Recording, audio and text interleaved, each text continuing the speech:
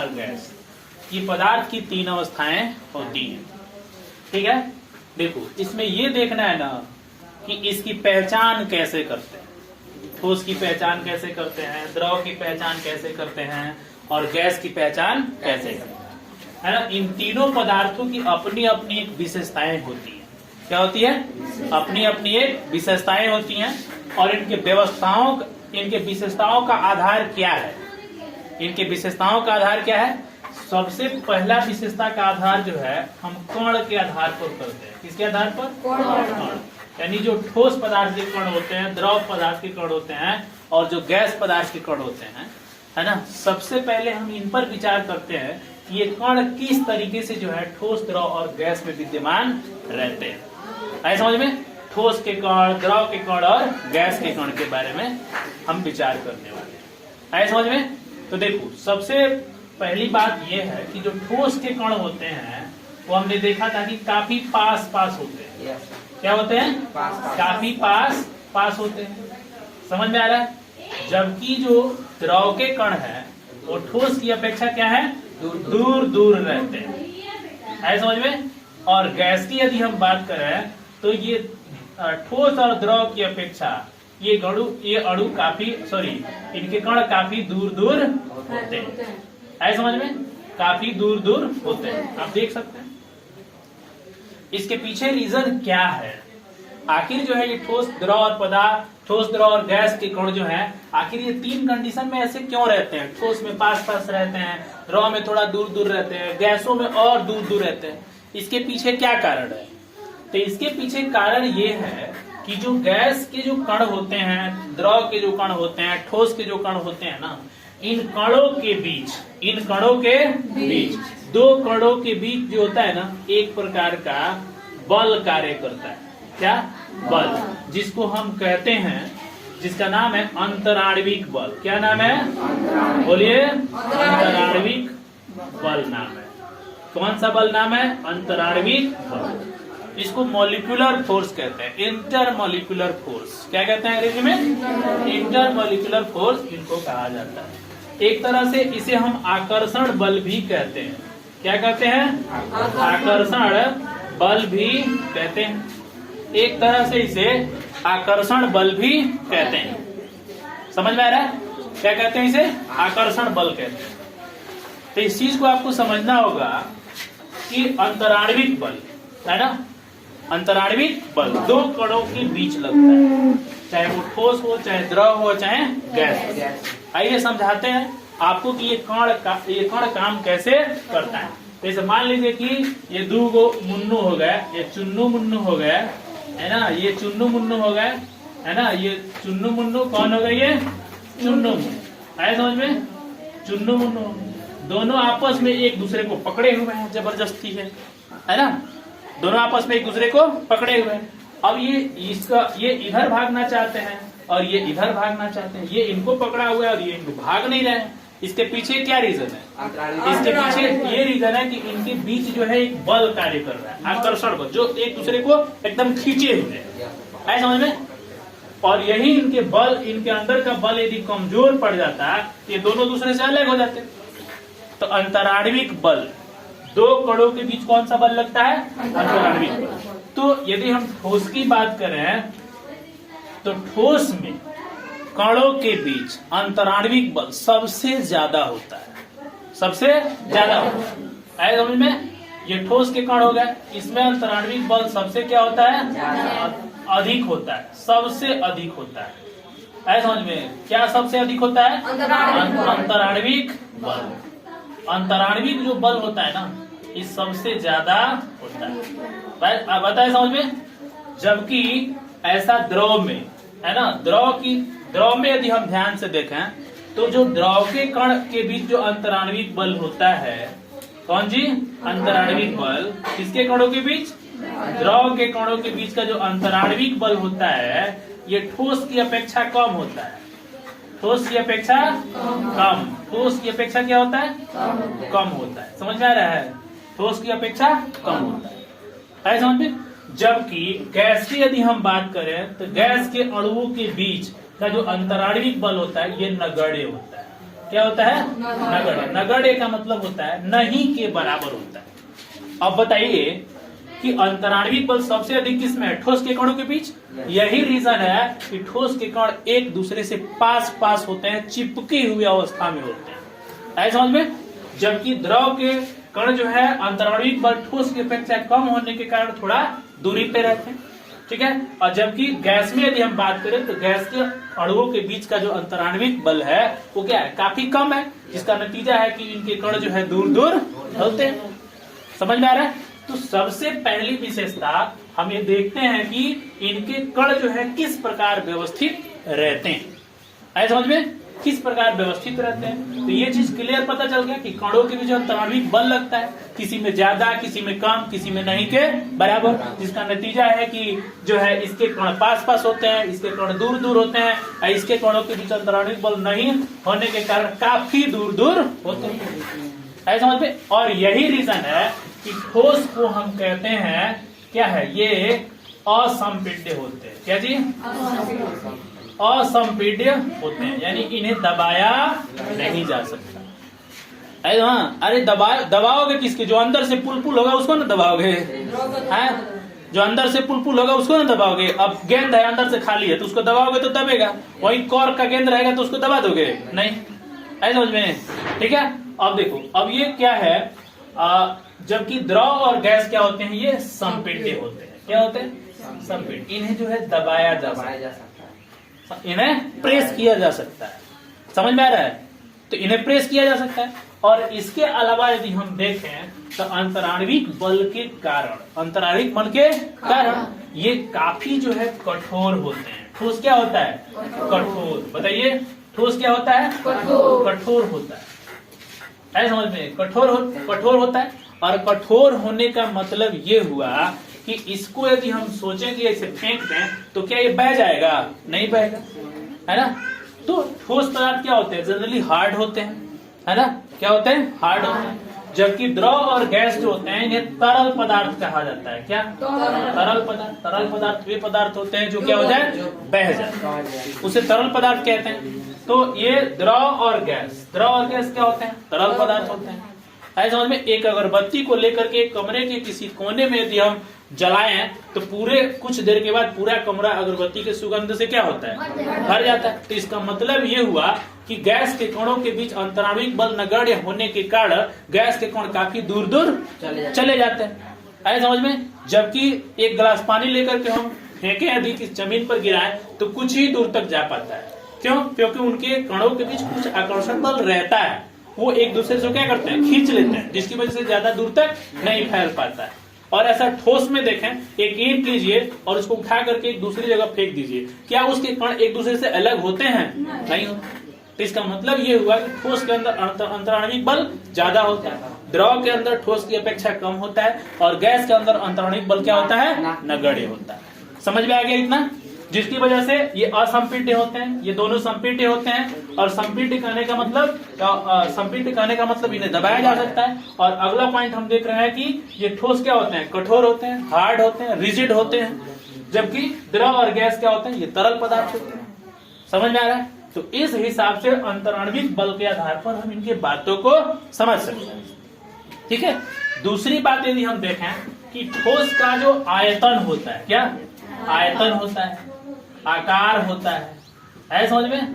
ठोस का आयतन और आकार की यदि हम बात करें, वॉल्यूम और शेप की यदि बात करें, तो दोनों आयतन और आकार दोनों क्या होता है? इसका निश्चित होता है। क्या?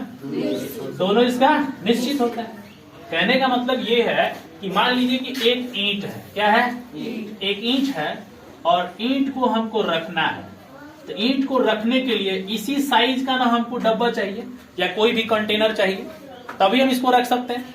और दूसरी बात ये है ना, कि यदि हम इसको किसी बर्तन में रख देते हैं तो क्या इसके आयतन में कमी आ जाएगी? नहीं, है समझ में। यानी आयतन भी निश्चित होगा और उसका आकार भी निश्चित होगा। इसके आयतन और आकार में कोई परिवर्तन नहीं होगा। लेकिन यदि हम द्रव की बात करें तो जैसे मान लीजिए कि हम एक ग्लास लेते हैं। क्या? एक ग्लास लेते हैं और ग्लास में हमने क्या भर लिया? द्रव भर लिया। क्या भर लिया हमने? द्रव भर लिया। अब इस ग्लास के द्रव को हम सोचते हैं क्या कि एक जो है डब्बे में डालें। कौन सा डब्बे में डालें? जो शंक्वाकार का है। किस आकार का है? शंक्वाकार का है। तो ये क्या है? द्रव है ना। अब इसको उठाना है और एक शंक्वाकार जो है बर्तन में क्या करना है? इसको डाल देना है। किसमें डाल देना है? शंक्वाकार बर्तन में इसको डाल देना है। मान लीजिए ये है। अब इसको उठा के इसमें डाल देते हैं। अब एक बात बताइए, इस द्रव का शेप कैसा हो गया? शंक्वाकार हो गया ना। अब देखिए इसमें ध्यान से देखिए कि इसका शेप तो बदल रहा है ना। जैसे जैसे कंटेनर होगा उस तरह का ये शेप क्या करेगा? धारण करेगा। उस तरह का शेप करेगा, ये धारण करेगा। तो यहाँ द्रव का शेप क्या है? बेलनाकार। यानी जैसा बर्तन है वैसा ये शेप ले लेगा। ये हो गया शंक्वाकार। समझ में आ रहा है? तो द्रव की खासियत ये है क्या कि जिस बर्तन में रखेगा ना उसी तरह का ये शेप क्या करेगा? ले लेगा। लेकिन एक बात बताइए, इसमें यदि 2 लीटर द्रव है, इसमें भी तो 2 लीटर होना चाहिए ना। आयतन में कोई परिवर्तन नहीं होगा, जबकि इसके आकार में क्या हो जाएगा? परिवर्तन होगा। इसीलिए हम कहते हैं द्रव में क्या कहते हैं कि आकार जो होता है ना, अनिश्चित होता है। आकार अनिश्चित, जबकि आयतन क्या होता है? निश्चित। ये बात समझ में आ रहा है ना? जबकि आयतन क्या होता है? निश्चित। ठीक है। इसी आधार पर यदि हम गैस की बात करें, किसकी बात करें? गैस की बात करें तो गैस की यदि हम बात करें तो इसको जिस बर्तन में रखिएगा ना वो हमेशा जो है उस बर्तन को पूर्ण रूप से भर देगा। पूर्ण रूप से भर देगा। और पूर्ण रूप से भरने का मतलब जानते हैं ना क्या हुआ? पूर्ण रूप से भरने का मतलब क्या हुआ कि वह हमेशा जो है, चाहे वो बर्तन छोटा होगा चाहे वो बर्तन बड़ा होगा, वो हमेशा बर्तन को क्या करेगा? फुल कर देगा। आए समझ में? चाहे थोड़ा सा गैस होगा चाहे ज्यादा गैस होगा, हमेशा बर्तन को भरने का प्रयास करेगा। जिसके कारण कहते हैं हम कि गैस का न आयतन निश्चित होता है और न आकार निश्चित होता है। आयतन और आकार दोनों क्या होता है? अनिश्चित होता है। समझ में आ रहा है? दोनों क्या होता है? अनिश्चित होता है। ये बात आपको समझ में आई? तो दोनों क्या होता है? अनिश्चित होता है। तो इस तौर पे हमने देखा कि ठोस, द्रव और गैस की क्या विशेषताएं हैं। अंतराणविक बल के आधार पर, आयतन के आधार पर और उसके आकार के आधार पर। समझ में आ गया? अब यहां से अब एक पॉइंट हमको देखना है, क्या होता है? क्या होता है ना? क्या होता है जब हम ठोस, द्रव और गैस को गर्म करते हैं? जब इन्हें टेम्परेचर देते हैं तो क्या होता है? ताप देते हैं तो क्या होता है? समझ में आ रहा है? ठोस, द्रव और गैस। इससे पहले यदि हम बात करें किसके बारे में? ठोस के बारे में यदि हम बात करें तो हम क्या कह सकते हैं? बताइए। ठोस के बारे में हम क्या कह सकते हैं? सबसे बढ़िया उदाहरण ठोस का क्या हो सकता है? ठोस का जैसे लकड़ी हो गया, ठोस है ना। ईंट हो गया, गिट्टी है ना। पत्थर हो गया, लोहा हो गया, तांबा हो गया, है ना। चांदी, सोना, एल्युमिनियम, चांदी, सोना इत्यादि, ये सब क्या है? ठोस पदार्थ। क्या है जी? ठोस पदार्थ। जबकि ठोस के बारे में एक और यदि हम देखें, है ना, तो बर्फ भी क्या होता है? ठोस पदार्थ होता है। बर्फ कौन सा पदार्थ होता है? ठोस पदार्थ होता है। बर्फ भी जो होता है वो ठोस पदार्थ होता है। समझ में आ रहा है? कौन सा पदार्थ होता है? ठोस पदार्थ। आए समझ में? बर्फ भी क्या है? ठोस पदार्थ। समझ में आया? है ना। अब इस तरह से देखें यदि, है ना, द्रव के क्या उदाहरण हो सकता है? जैसे एल्कोहल हो गया। क्या हो गया? एल्कोहल हो गया। और चाहे जल हो गया। क्या हो गया? जल हो गया या पानी हो गया।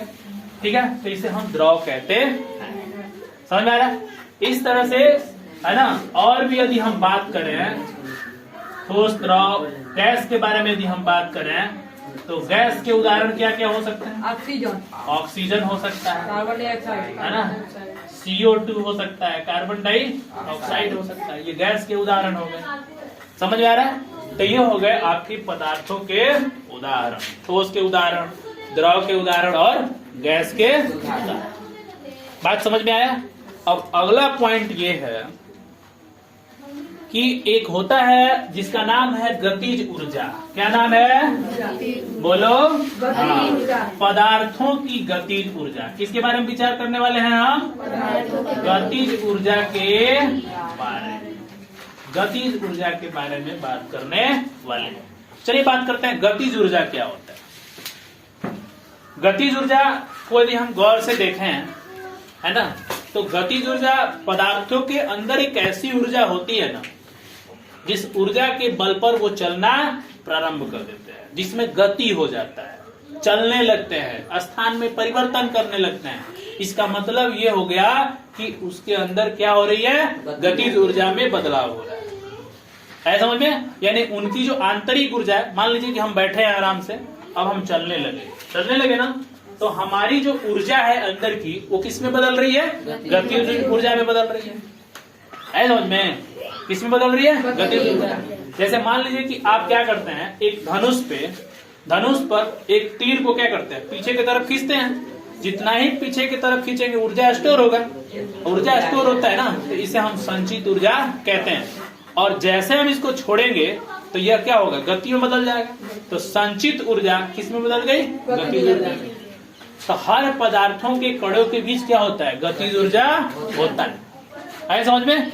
गतिज ऊर्जा होता है। अब बात करें ठोस के बारे में, द्रव के बारे में और गैस के बारे में। ठोस के बारे में और द्रव के बारे में और गैस के बारे में। तो ठोस के कणों के बीच गतिज ऊर्जा क्या होती है ना? गतिज ऊर्जा की यदि बात करें तो बताइए, कम होगा कि ज्यादा होगा? ठोस के कणों के बीच गतिज ऊर्जा कम होगा। क्यों कम होगा? ठोस के कण जो होते हैं वो काफी पास रहते हैं, चिपके रहते हैं, उनके बीच अंतराण्विक बल ज्यादा होता है, जिसके कारण है कि जो है ठोस के अंदर गतिज ऊर्जा कम होती है। समझ में?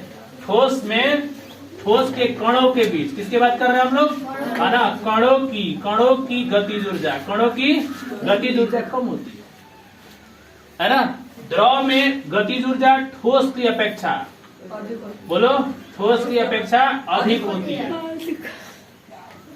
ठोस की अपेक्षा अधिक होती है। जबकि गैस में क्या होता है ना, गतिज ऊर्जा बहुत अधिक होती है। ऐसा समझ में? ठीक है। ठोस और द्रव की अपेक्षा, ठोस व द्रव की अपेक्षा गतिज ऊर्जा क्या होती है? अत्यधिक होती है। अपेक्षा गतिज ऊर्जा अत्यधिक होती है। ऐसा समझ में? अत्यधिक होती है। आप देखे होइएगा गैस के कण क्यों गतिज ऊर्जा ज्यादा होता है? इसके पीछे ही ठोस व द्रव की अपेक्षा गतिज ऊर्जा ठोस और द्रव की अपेक्षा अत्यधिक होता है। देखिए क्या अत्यधिक होता है? गतिज ऊर्जा। अब सुनिए, गतिज ऊर्जा जो है ठोस में क्यों कम होता है? द्रव में ठोस की अपेक्षा थोड़ा अधिक होता है, जबकि गैस में भी क्या होता है? ठोस व द्रव की अपेक्षा अत्यधिक होता है। किसकी बात कर रहे हैं हम लोग? गतिज ऊर्जा की बात कर रहे हैं। अब कहते हैं कि जैसे एक अगरबत्ती जलाइए, है ना, और आप देखिए कि कुछ ही पल में क्या होता है कि इसके कण दूसरे रूम में चले जाते हैं, है ना, चाहे स्थान जो है बहुत जल्दी बदल लेते हैं। जबकि पानी के साथ, जल के साथ ऐसा नहीं होता है।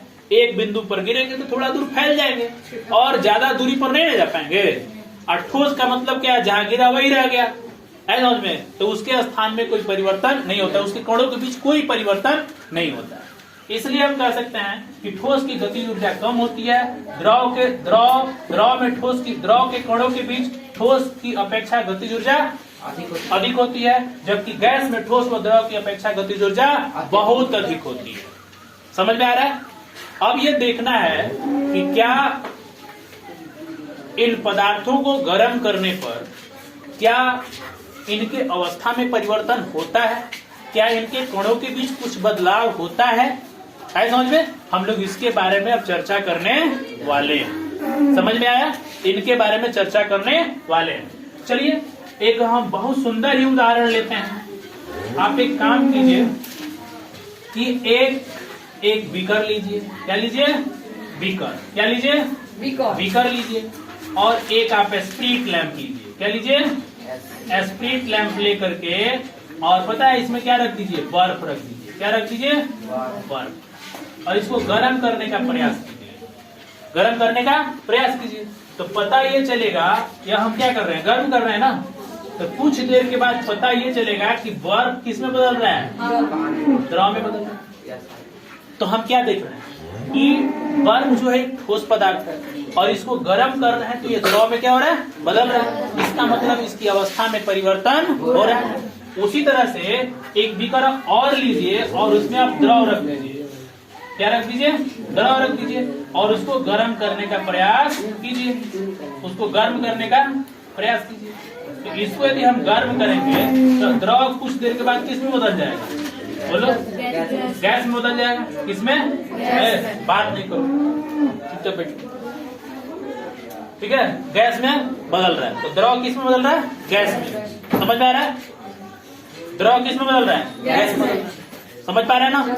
तो गर्म करने पर द्रव किस में बदल रहा है, गैस में। तो हम क्या देख रहे हैं कि पदार्थों को गर्म करने पर है ना उनके कणों के बीच है ना बदलाव होता है, बदलाव होता है। इनके कण भी दूर भागने लगते हैं, इनके कण में भी फैलाव होने लगता है। इसका मतलब ये होता है कि इनके बीच अंतराणविक बल, इनके बीच अंतराणविक बल क्या है, इनके बीच जैसे मान लो बर्फ है, एक ठोस पदार्थ है, तो ठोस पदार्थों का अंतराणविक बल क्या होता है, ज्यादा होता है। जब इसको गर्म करने लगे तो अंतराणविक बल क्या होने लगा, टूटने लगा, कम होने लगा है, जिसका नतीजा हुआ कि यह ठोस किस में बदल गया, द्रव में। उसी प्रकार द्रव गैस में बदला, क्योंकि जैसे मैंने इनको गर्म किया तो इनके कणों के बीच का अंतराणिक बल भी ब्रेक होने लगा, कम होने लगा, जिसकी वजह से किस में बदलने लगा, गैस में। जिसका कारण ये हुआ कि बर्फ को गर्म करने पर द्रव में बदल गया है ना, और द्रव को गर्म करने पर गैस में बदल गया। इसका मतलब ये हुआ कि आप गौर से देखिए, अभी हम लोग इससे पीछे पड़े हैं कि ठोस में है ना, ठोस में द्रव की अपेक्षा गतिज ऊर्जा कम होती है, जबकि ठोस की अपेक्षा द्रव में गतिज ऊर्जा अधिक होती है। तो जैसे हमने इसको गर्म किया तो ठोस से द्रव में बदला कि नहीं बदला। इसका मतलब ये हुआ कि इसमें बर्फ से द्रव में बदला, यानी इसकी गतिज ऊर्जा बढ़ गई। तो हम एक पॉइंट यहाँ से निकाल सकते हैं कि पदार्थों को गर्म करने पर इनकी गतिज ऊर्जा बढ़ती है, पदार्थों को गर्म करने पर इनकी गतिज ऊर्जा बढ़ती है। समझ में आ रहा है, पदार्थों को गर्म करने पर इनकी गतिज ऊर्जा बढ़ती है। समझ आ रहा है। तो पदार्थों पर ताप का क्या प्रभाव पड़ता है, यही बात कर रहे हैं ना हम लोग। तो पदार्थों पर ताप का क्या प्रभाव पड़ रहा है कि पदार्थों को गर्म करने पर इनकी गतिज ऊर्जा क्या होती है, समझ में आ गया। जैसे कि हमने देखा बर्फ को गर्म किया तो जल में बदल गया, किस में बदल गया, जल में। और द्रव को गर्म किया तो किस में बदल गया, गैस में। तो इस बात से हम ये कह सकते हैं कि किस तरह से पदार्थों में है ना ताप देने से उनकी अवस्था में परिवर्तन होता है। अब प्रश्न ये उठता है, क्या पदार्थों पर ताप का प्रभाव पड़ता है, तो हाँ पड़ता है। क्यों पड़ता है, क्योंकि पदार्थों को जैसे हम गर्म करते हैं उनकी अवस्था में परिवर्तन हो जाता है, और उनकी अवस्था में परिवर्तन होने का मतलब ये हुआ कि उनके कणों की गतिज ऊर्जा बढ़ जाती है और उनके कणों के बीच का अंतराणविक बल कम होते जाता है, जिसका नतीजा ये होता है कि उसके कण दूर दूर भागने लगते हैं, यानी उनकी गतिज ऊर्जा में बदलाव आने लगता है। तो पदार्थों पर ताप का क्या प्रभाव पड़ता है, सीधा सीधा एक एग्जाम्पल लीजिए, आप जल लीजिए थोड़ा सा और उसको फ्रीज में रख दीजिए। कुछ देर के बाद आप देखेंगे कि बर्फ जो है, जल जो है बर्फ में बदल गया। इसका मतलब ये हुआ, फ्रीज करने का मतलब होता है ठंडा करना। ठंडा करने का मतलब ये हुआ कि हमने उसके तापमान को कम किया, और जैसे तापमान को कम किया तो उनके कणों के बीच अंतराणविक बल बढ़ने लगा और उसके कण क्या होने लगे, पास पास आने लगे। इसका नतीजा हुआ कि उसका गतिज ऊर्जा कम हो गया और वह जो द्रव है किस में बदल गया, ठोस में बदल गया। समझ में आ रहा है। तो पदार्थों पर ताप का क्या प्रभाव पड़ता है, आया समझ में। तो ठोस को गर्म करने पर द्रव में बदलता है और द्रव को गर्म करेंगे तो गैस में बदलता है। इसका मतलब ये हुआ कि ठोस को गर्म करो, क्या करो, गर्म करो तो किस में बदलेगा, द्रव में, और द्रव को गर्म करो तो किस में बदलेगा, गैस। समझ में आ रहा है, किस में बदलेगा, गैस में बदले। ठीक है। अब इसके बाद से अगला जो टॉपिक आएगा, ये जो पदार्थ की जो अवस्थाएं बदल रही है, समझ में, पदार्थ की जो अवस्थाएं बदल रही हैं, इन अवस्थाओं को हम क्या कहते हैं, इस पर, इसके बारे में हम लोग विचार करेंगे नेक्स्ट।